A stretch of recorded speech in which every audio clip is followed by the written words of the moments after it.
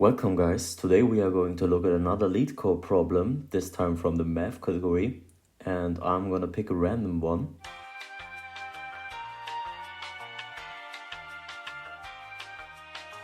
So we are solving the perfect squares problem.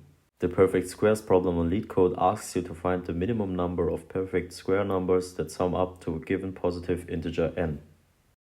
But what exactly are perfect square numbers? A perfect square number is a number that can be expressed as the square of an integer. For example, numbers like 1, 4, 9, 16, 25 and so on are all perfect squares because they all are the square of an integer like 1, 2, 3, 4 and 5 respectively. In other words, a perfect square is any number that can be written as k squared, where k is a whole number. For the input 12, for example, we return 3 because 4 plus 4 plus 4 equals 12 and 4 is a perfect square.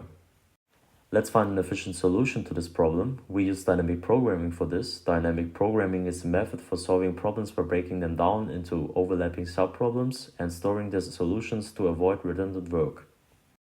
I show you the solution using the number 12 as an example. To do this, we create an array that represents the numbers from 0 to 12 and therefore contains 13 elements. Now we solve the problem starting from 0 for all numbers up to 12. To do this, if possible, we always look at the numbers with a distance of a perfect square behind us and increase their solution by 1. Of these solutions, we take the minimum. We are going to look at this in this animation. We don't need to worry about the 0. That's why we start with 1. To do this, we look at the value of an index before us and increase it by 1.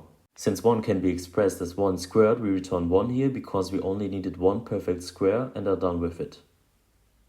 The same for the 2. We look at the value at the index before us and increase it. So in this case we get 2 by increasing 1, because 1 squared plus 1 squared equals 2, so we need 2 perfect squares.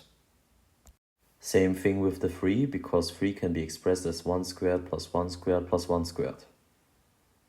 Now let's look at the 4. First we get 4 here because we increased the 3 before it. But if we now look at the value of 4 indices before it, so at index 0, and increase it, we get a smaller value. This is because instead of 4 perfect squares, we only need 1, because 4 is already a perfect square.